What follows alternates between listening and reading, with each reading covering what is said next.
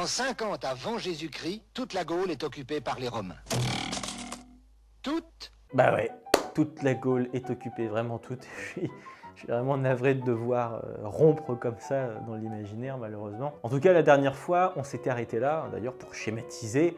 L'Empire romain s'est bien installé en Gaule et le gaulois disparaît comme ça progressivement au profit du latin classique et populaire. Bon, et là, ce qui se passe, c'est que l'Empire romain décide de ne plus conquérir davantage. Il s'arrête en gros, il se stabilise et en même temps, donc, il essaye de stabiliser ses frontières à ce moment-là. Il n'envahit plus, il n'essaye plus de s'élargir. Bon, parce que ce qu'il faut bien avoir en tête là, c'est que l'Empire romain, c'est déjà un très grand empire. Regardez un petit peu ça. Et donc là, l'enjeu pour les Romains, il est double. C'est un, stabiliser et sécuriser ses frontières, et deux, c'est faire régner la paix en son sein. C'est ce qu'on appelle la Pax Romana, la paix romaine. Et dites-vous quand même que c'est la première et la dernière fois dans l'histoire, jusqu'à aujourd'hui en tout cas, qu'il y a la paix dans tout le bassin méditerranéen. Bon, bien sûr, il y avait déjà des tensions à l'époque, mais quand même, c'est assez remarquable. Hein. Mais on va revenir à ce qui nous intéresse, c'est-à-dire la Gaule, où l'Empire romain est bien installé et où il tente donc de stabiliser ses frontières, comme on l'a dit. Sauf que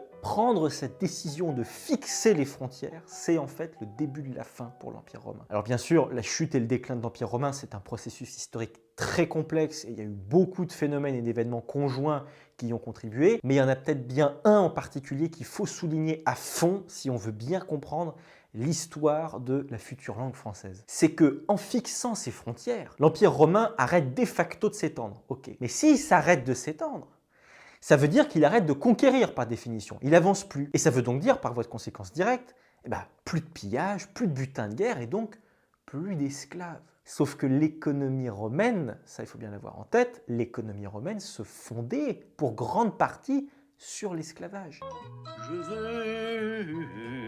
Je veux celui-là et celui-là. L'esclavage, c'est un rouage fondamental de l'Empire romain. C'est presque à considérer, c'est terrible à dire, hein, mais c'est presque à considérer comme une matière première pour l'Empire romain. Les esclaves sont pour Rome comme une matière première. Mais le problème pour Rome, c'est que ces esclaves, ils ne peuvent provenir que d'une seule source, si on veut filer la métaphore. C'est des conquêtes que l'Empire romain fait. Les esclaves viennent des conquêtes de l'Empire romain. C'est un butin de guerre. Parce que ça, alors il faut vraiment bien l'avoir à l'esprit, c'est que l'Empire romain ne peut pas faire esclaves comme ça qui veut sur son territoire, même des Gaulois. Parce que depuis l'an 212, la citoyenneté romaine, elle est étendue à tous les hommes libres de l'Empire romain. Ça, c'est vraiment une date clé.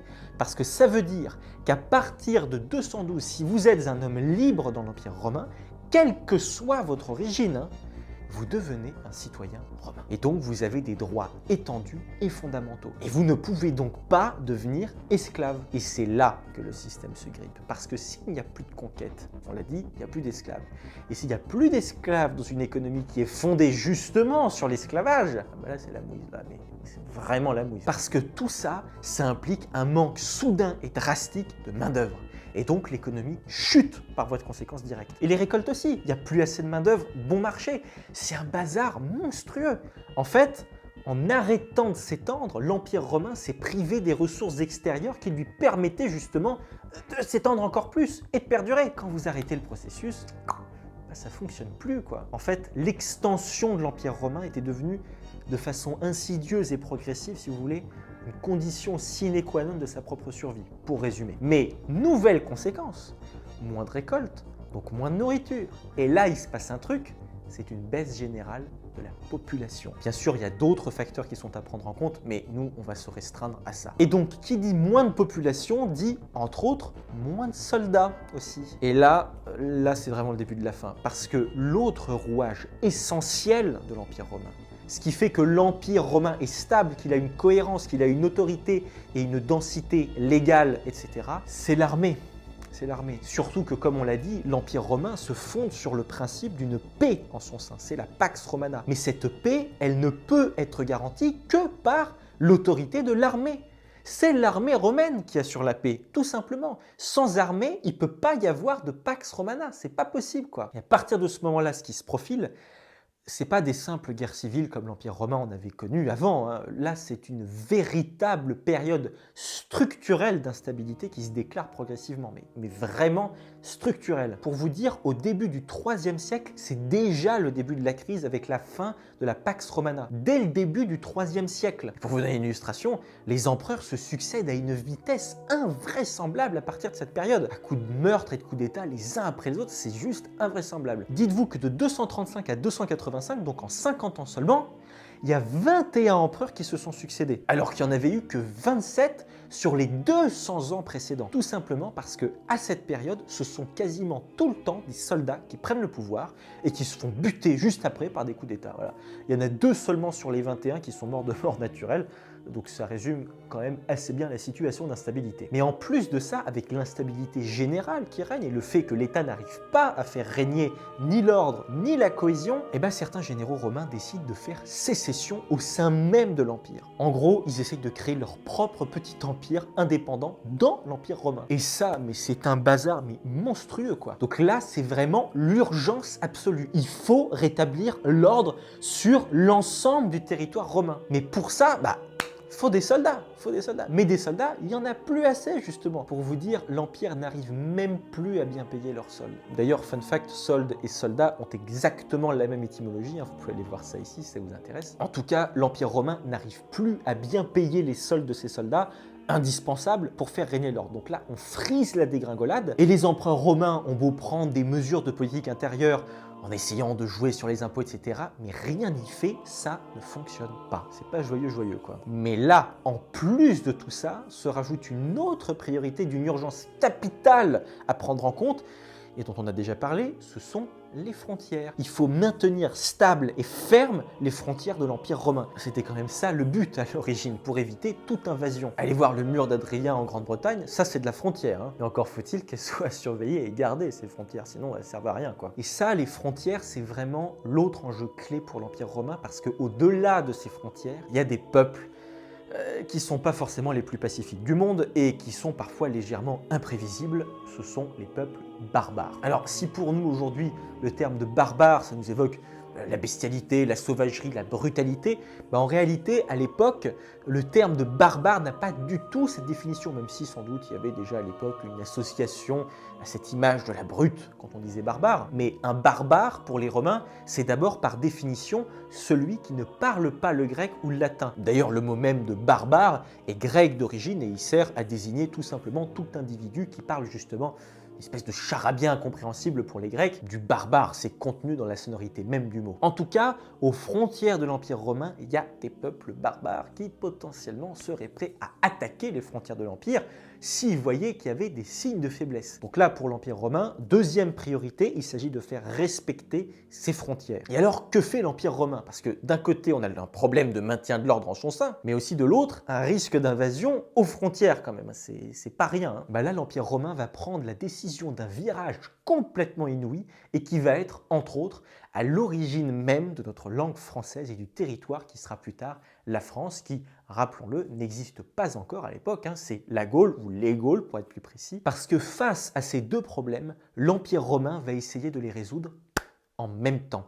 Et ça, c'est apparemment très malin. En gros, il va essayer de faire d'une pierre deux coups, parce que ce que décide l'Empire romain, c'est d'engager dans son armée des mercenaires barbares. L'Empire romain intègre dans son armée des mercenaires barbares. Alors, à quoi bon? Déjà, financièrement, en qualité de mercenaires, ces barbares ne sont pas des soldats par définition, et donc bien sûr, on ne leur verse pas de solde régulière, on leur verse seulement des tributs qui sont ponctuels. Mais en plus, a priori, ça semble bien pouvoir régler les deux problèmes simultanément, parce que d'un côté, ça augmente la capacité militaire de l'Empire pour faire régner l'ordre et l'autorité en son sein, mais en plus, en faisant ça, l'Empire romain tente d'établir les bases de bonnes relations et même d'association avec ces peuples barbares qui se trouvent à ses frontières. Du point de vue de ces peuples barbares, c'est bénef. Ils se disent, l'Empire romain, il nous donne de l'argent, c'est très bien, Nous, on va juste servir Rome en donnant quelques guerriers, c'est parfait. Et donc, fait remarquable, l'armée romaine est infiltrée par des éléments et des guerriers barbares. Et ils sont de plus en plus nombreux chaque année. Mais en plus de ça,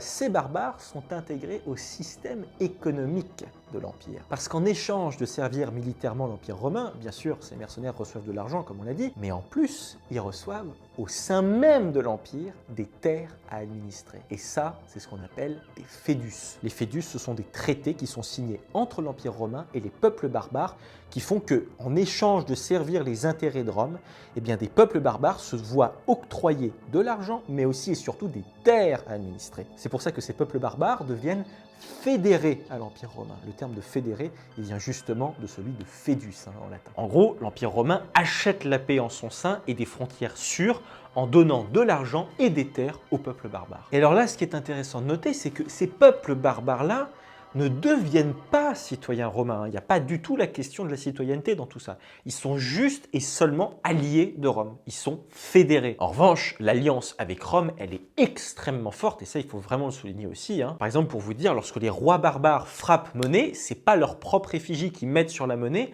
mais c'est l'effigie de l'empereur romain. Donc là, il y a un véritable rapprochement qui s'opère entre l'Empire romain et ses peuples barbares qui est très très fort quand même. Et ce rapprochement qui s'effectue, il devient aussi culturel et il se fait donc aussi au niveau de la langue. Parce que, faut pas l'oublier, ces peuples barbares ne parlent à l'origine pas du tout le latin. Mais pas du tout. Pour la plupart de ceux qui viennent et s'installent en Gaule, ils parlent des langues germaniques, qui sont pas du tout des langues celtiques, d'ailleurs, c'est pas du gaulois. Et donc, ces peuples barbares, ils se retrouvent de fait à apprendre le latin. Puisqu'ils servent l'Empire romain et qu'ils sont en constant échange avec lui, ils sont bien obligés d'apprendre la langue de l'Empire, c'est-à-dire le latin. Alors vous avez les Burgondes, les Alamans, les Suèves, les Visigoths, les Vandales. Vous vous rendez compte ce que c'est devenu un vandale dans la langue aujourd'hui, c'est fou. Et puis, il y a un peuple en particulier qui historiquement va se distinguer de tous les autres et qui va nous intéresser énormément, c'est le peuple franc, qui sera à l'origine du nom de la France et du français. Alors juste pour le noter, tout de même, c'est à avoir en tête, historiquement et géographiquement, les Francs, à l'origine,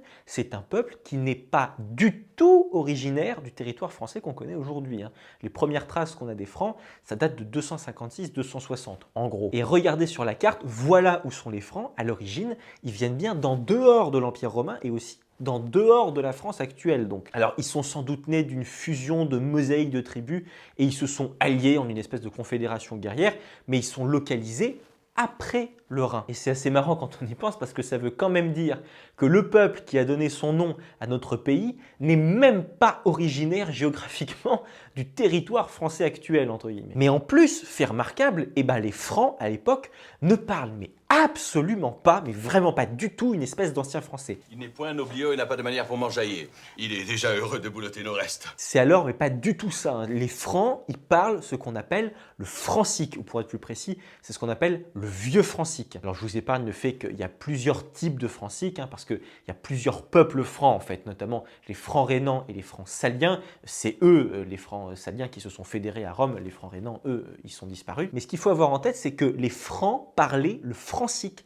le vieux francique, et que le vieux francique, c'est beaucoup plus proche de l'allemand actuel que du français actuel. Et pourquoi? Parce que, comme on l'a dit, ces peuples barbares parlent des langues germaniques. Et le francique, c'est une langue germanique. Parce que les Francs, eh oui, sont un peuple germain. Les Francs sont germains. Moi, je trouve ça génial. Et alors là, chose très remarquable, je trouve, c'est que le francique n'a pas disparu. Encore aujourd'hui, on parle le francique. Ce sont des dialectes régionaux, pas énormément répandus, mais qui sont les descendants directs du vieux francique. Vous avez notamment le francique rhénan, le francique lorrain, le francique luxembourgeois, le mosellan, le ripuaire. Texte auf Blatt schreiben, das ist das Ziel von der Sorgenmänner Schreibstub. Eine Gruppe Benevol, die sich einmal im Monat in der Mediathek trifft. Die Schule hat es uns verbieten, der Hasenbeck uns nicht leiden. Unsere Sprache, es ist unsere Sprache. Doch das Blatt leid im Sterben, sind wir der letzte Erbe von unserer Sprache, unserer Sprache. Alors, petit aparté assez surprenant, il y a une catégorie bien particulière de francique qui s'appelle le plate lorrain. Et le plate lorrain, alors comme son nom l'indique, il trouve son origine en Lorraine, et plus particulièrement en Moselle. Aujourd'hui, il y a à peu près 300 à 400 000 locuteurs quand même dans cette région. Mais le platte-lorrain, c'est aussi la deuxième langue la plus parlée au Brésil, après le portugais. Il y a 3 millions de locuteurs du platte-lorrain au Brésil. Et ça, c'est dû au fait qu'au 19e siècle, Marie-Léopoldine de Habsbourg-Lorraine est devenue impératrice du Brésil. Et pour peupler le sud du pays, elle a décidé d'attirer et de faire venir des centaines de milliers de migrants germaniques, notamment de Moselle et de la Sarre. Après, les colons se sont organisés en communauté autour de leur langue commune et ça s'est transmis de génération en génération. Bon, fin de la petite aparté sur le francique lorrain, le platte lorrain. On revient au IIIe siècle. Donc les Francs du IIIe siècle, qui étaient fédérés à Rome, donc les Francs saliens, parlaient une langue plus ou moins proche de ce qu'on a entendu tout à l'heure. Sterven sind wir der letzte Erbe. Mais comme on l'a dit, en tant que peuple fédéré de Rome, ils se mettent aussi à parler le latin en deuxième langue. Et ils le modifient avec leur accent, entre autres. Et tout ça, ça aurait pu très bien se passer. Et aller bon train, hein, avec ces peuples fédérés qui prennent le latin en LV2, parce que à l'époque c'était une langue vivante, le latin. Hein. Sauf que là, il se passe quelque chose que l'Empire romain n'avait pas du tout prévu. Mais ça, ce sera pour la prochaine fois. J'arrive pas du tout à prononcer le français, c'est un truc de fou. J'arrive même pas à le lire, quoi. C'est vraiment une autre langue. Quoi. Moi, ça me fascine toujours ça, que cette langue, ce soit celle du peuple à l'origine de la France, c'est quand même hallucinant. Quoi. Ça me fait toujours penser à un poème de Charles Cros. Charles Cros qui était un poète, un inventeur et un physicien d'ailleurs. Il aurait été d'ailleurs en fait le premier à inventer le phonographe avant Edison. Il appelait ça le paléographe, lui. Mais le principe, c'était le même. C'était un vrai génie, ce type. Et c'est lui qui a beaucoup inspiré les surréalistes, d'ailleurs. Et en tout cas, il écrit ça. Alors moi, ça me fait toujours beaucoup rire parce que toutes les langues prennent cher, sauf le français. Un peu nationaliste, ce poème, hein, mais je me demande ce qu'il aurait dit du francique. Enfin bref, en tout cas, ça s'appelle les langues. Et ça fait ça. Le russe est froid, presque cruel. L'allemand chuinte ses consonnes. Italie, en vain tu résonnes de ton baiser perpétuel. Dans l'anglais, il y a du miel, des miaulements de personnes qui se disent douces et bonnes. Ça sert pour le temps actuel. Les langues d'Orient, regret ou gloussement sans intérêt. Cher, quand tu m'appelles Charles, avec cet accent sans pareil, le langage que tu me parles, c'est le français clair de soleil. Joli quand même.